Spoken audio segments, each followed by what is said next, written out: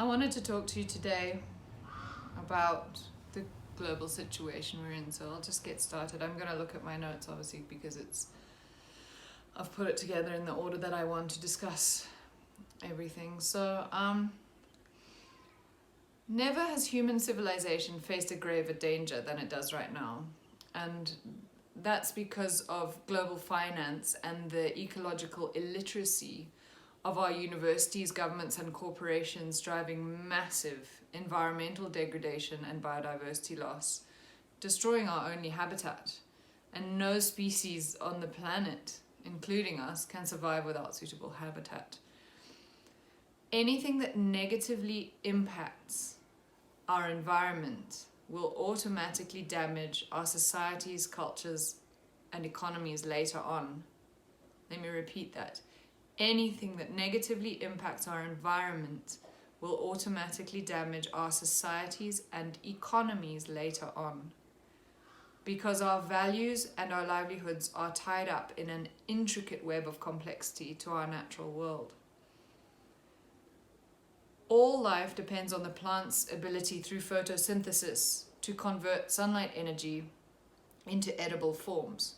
So does every economy, every nation, and every civilization. And right now, mainstream institutional industrial agriculture is the most destructive and extractive industry ever in our history. Agriculture is the biggest threat to our survival.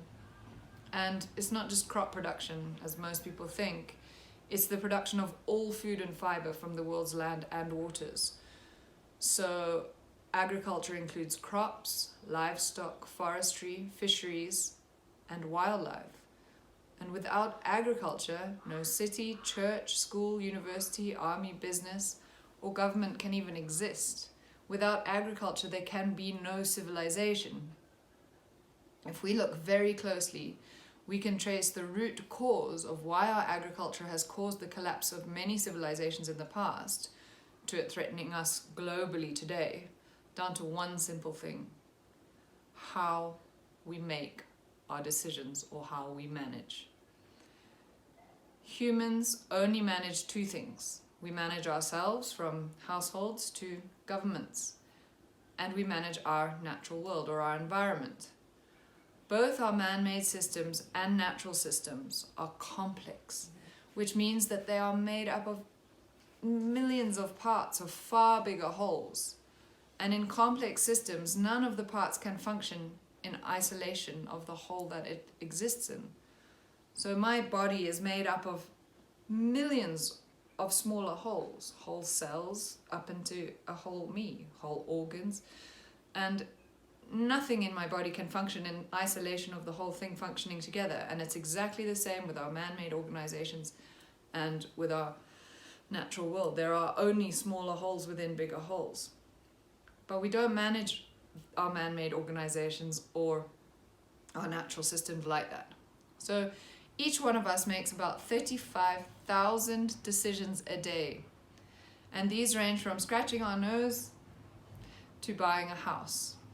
Some of these decisions are obviously harmless and need no further thought. But arising from almost every financial decision or transaction each of us makes every day, there will be an effect on the environment that is experienced months or even years later, and the damage is generally far removed from the site of the original transaction. And the more unnatural a product is, or the more unnaturally it is produced, the greater the environmental damage will be. That should scare us, because remember, anything that happens to our environment is going to damage us socially and economically in the long term.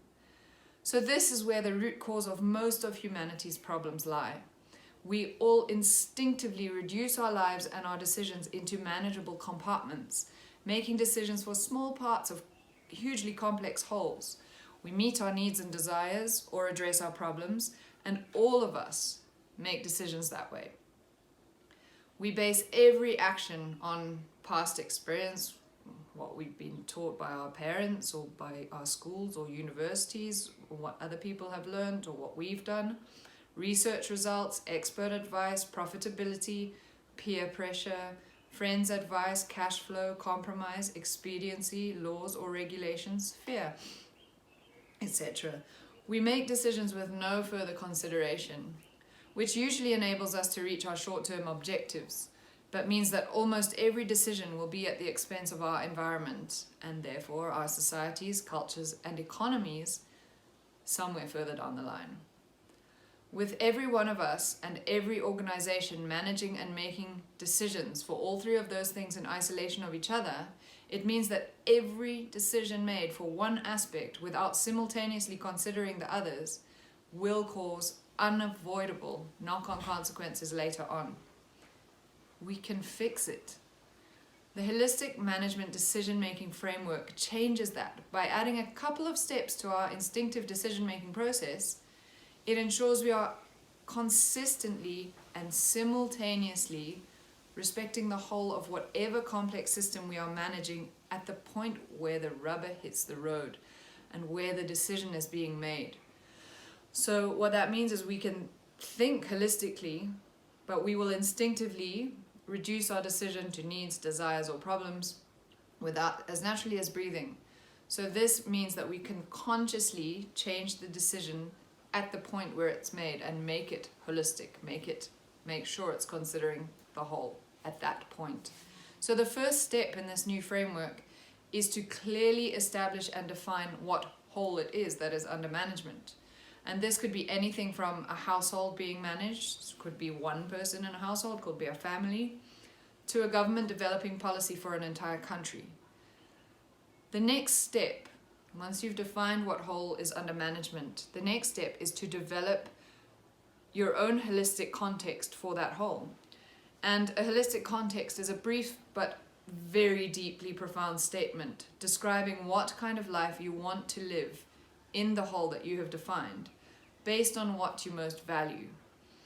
And you start off with your quality of life, which should express what you're doing, and why you're doing it. It should express what you're about and what you want to become. It is your collective sense of what's important and why. And once you've done that, you tie it to a description of what your life-supporting environment must look like for hundreds of years to come, because the quality of life you desire is not possible without land being healthy. In the long term, the well-being of any individual, family, business, community, or civilization is completely dependent on the stability and productivity of the surrounding land.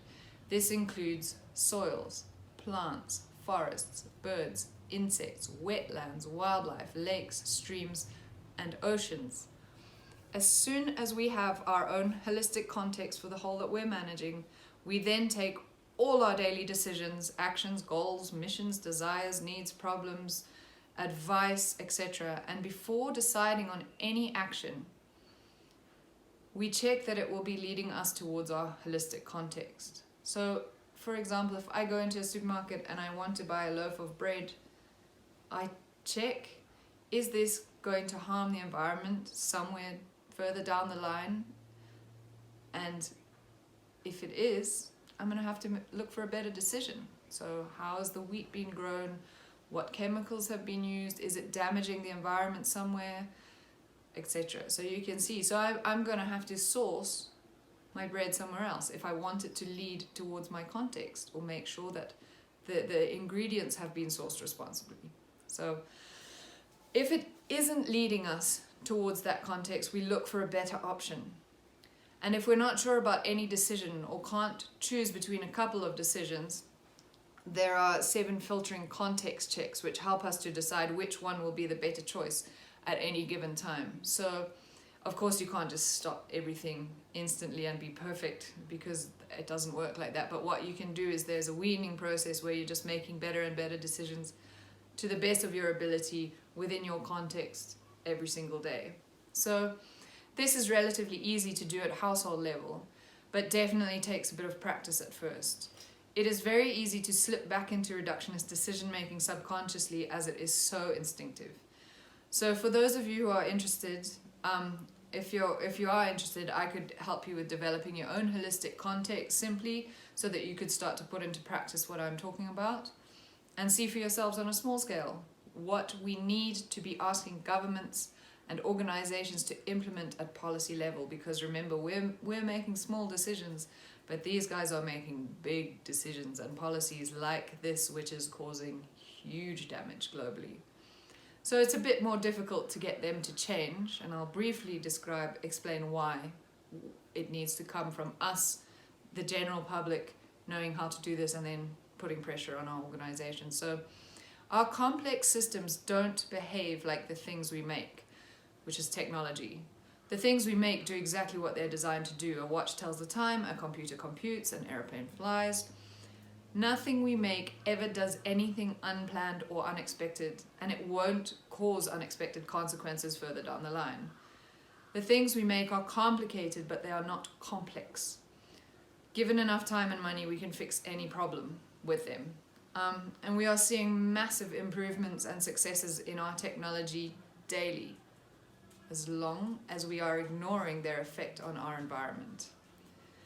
Which makes it clear why, at the same speed that our technologies are improving, everything we manage is collapsing. Our natural and man-made systems are complex and made up of thousands of different parts, smaller holes within bigger and bigger holes. They are self-organizing, and they can adjust on their own and continue if a species dies out or if someone leaves an organization. And as soon as we form man-made organizations, they take on a life of their own. And because of the way we manage parts of them in isolation of the whole, the decisions that come out of organizations are seldom decisions that any sane individual would make. Their policies completely lack common sense and are often inhumane. For example, factory farms or spraying chemicals on our food. No individual would have ever made those decisions. It doesn't make any sense to spray chemicals on the food we're going to eat or keep animals in barbaric conditions. That's institutional decision making. And when things inevitably go wrong, organizations end up protecting the organization itself, and as a result will often go against and cause damage to the exact thing they were set up to help with in the first place. And a good example of this is the Catholic Church, which circled the wagons and ended up protecting the priests and the organization, not the children who were being abused.